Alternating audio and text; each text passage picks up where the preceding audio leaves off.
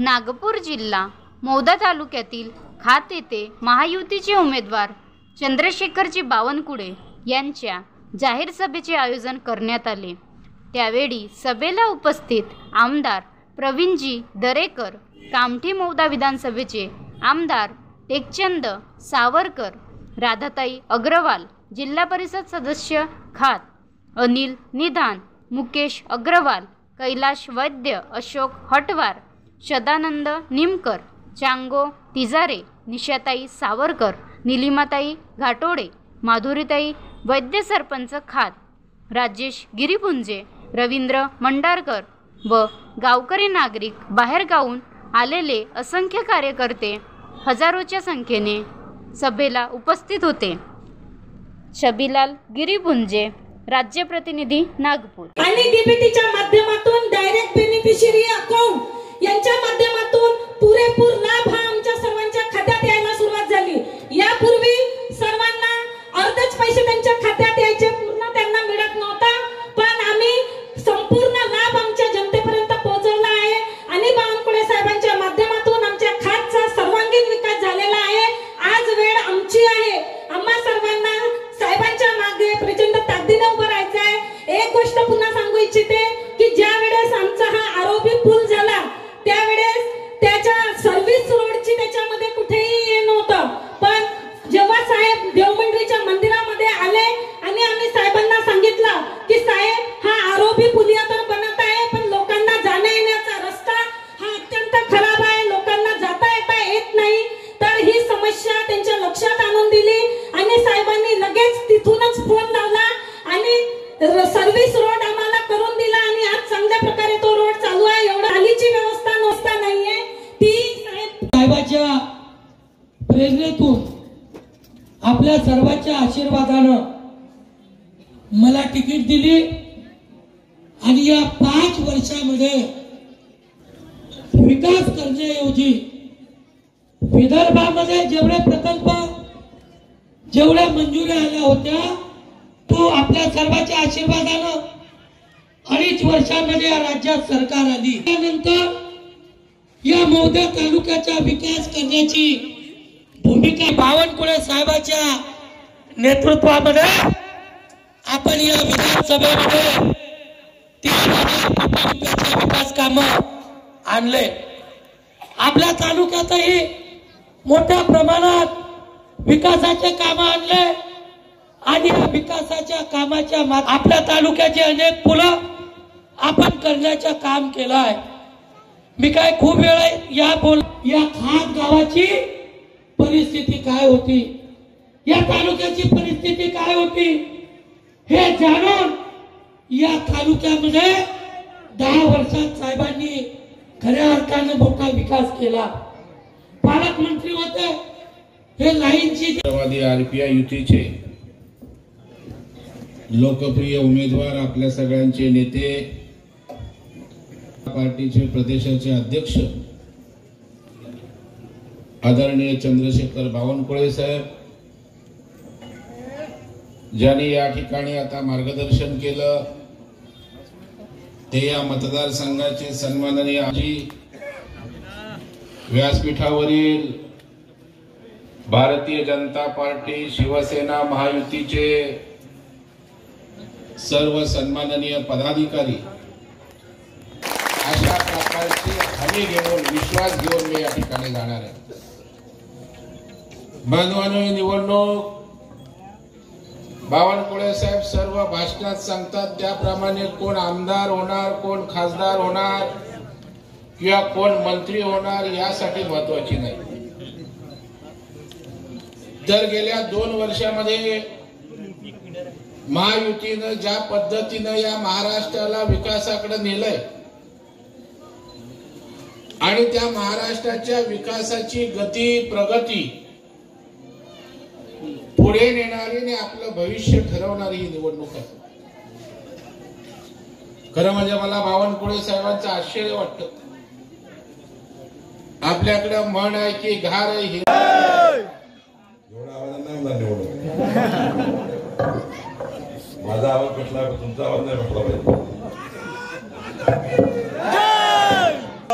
माता की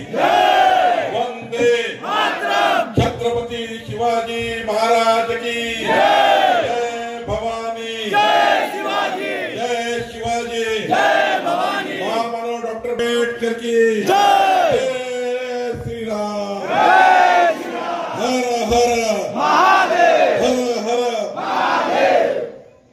विरोधी पक्षनेते माननीय प्रवीण दरेकर जी, आपले लोकप्रिय आमदार टेकचंद सावरकर जी, आपल्या पक्षाचे नेते अनिल निदानजी, निशाताई सावरकर जी, सदानंद निलकर जी मध्ये आपण सर्वांनी, आपल्या सर्वांच्या परिवारांनी, आपल्या सर्व बसलेल्या परिवाराच्या नातेवाईकांनी आपल्या मोबाईलमध्ये जेवढे कॉन्टॅक्ट आहेत, माझ्याकडे 16,000 कॉन्टॅक्ट आहेत मोबाईलमध्ये, तुमच्यामध्ये 1,000 आहे, 2,000 आहे, 500 आहे, 200 आहे, या सर्व कॉन्टॅक्ट नंबरला कॉन्टॅक्ट करून सर्वांना कॉन्टॅक्ट करा।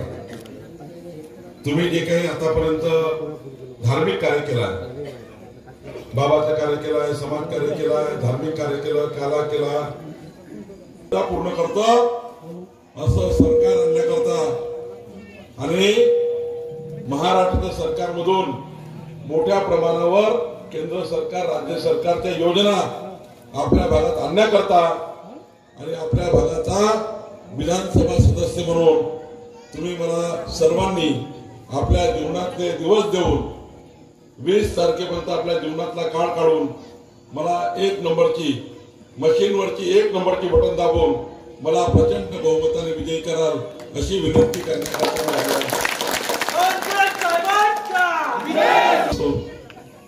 सर्वांनी मान्य केली का? माझी विनंती मान्य आहे का? बंधू भगिनींनो, 20 तारखेची निवडणूक ही टेकचंद सावरकर, प्रवीण दरेकर, चंद्रशेखर बावनकुळेच्या नशिबाची नाही आहे। ही निवडणूक खऱ्या अर्थाने आपल्या महाराष्ट्राच्या 14 कोटी जनतेच्या भविष्याची आहे। या महाराष्ट्राचं सरकार आल्यानंतर आपल्या महाराष्ट्राचा देशात क्रमांक 1 चे राज्य करणारी निवडणूक आहे।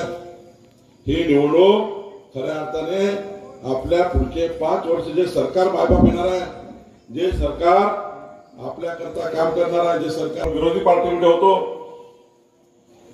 2.5 वर्ष टेकचंदजीला भेटले, टेकचंदजींनी मोठ्या प्रमाणावर या ठिकाणी जे कामं सांगितले, 3,000 कोटी रुपयाच्या वर या ठिकाणी त्यांनी कामं केले। मागच्या वेळी पक्षाने मला सांगितलं की टेकचंदजी आमदार होतील, मी पार्टीचं काम करेन। मी 5 वर्ष आपल्यामध्ये टेकचंदच्या मागे उभा होतो, प्रत्यक्षपणे या भागाचा आमदार म्हणून काम करू शकलो नाही, कारण टेकचंदजी या ठिकाणी आमदार झाले। तुम्ही त्यांना साथ दिली, निवडणुकीत साथ दिली। 2019 मध्ये मला सांगितलं पक्षाचं काम करा, टेकचंदजीला तिकीट दिली, पण मला अभिमान आहे आपण सर्वांनी त्यावेळी आपल्या कार्यकर्त्यावर, मला अभिमान आहे आपल्या या ठिकाणी बसलेल्या प्रत्येक व्यक्तीवर।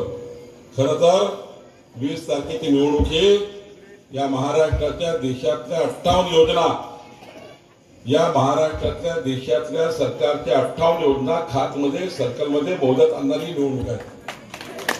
बंधू या ठिकाणी सांगितलं प्रवीण दरेकरजींनी, दादासाहेब टेकचंदजींनी, 20 तारखेची निवडणूक ही 2,36,00,000 लाडक्या बहिणी यांना महिन्याचे 2,100, वर्षाचे 25,200, एका घरातल्या 2 लाडक्या बहिणींना पुढचे 5 वर्ष आपल्या सरकारच्या माध्यमातून होणार आहे।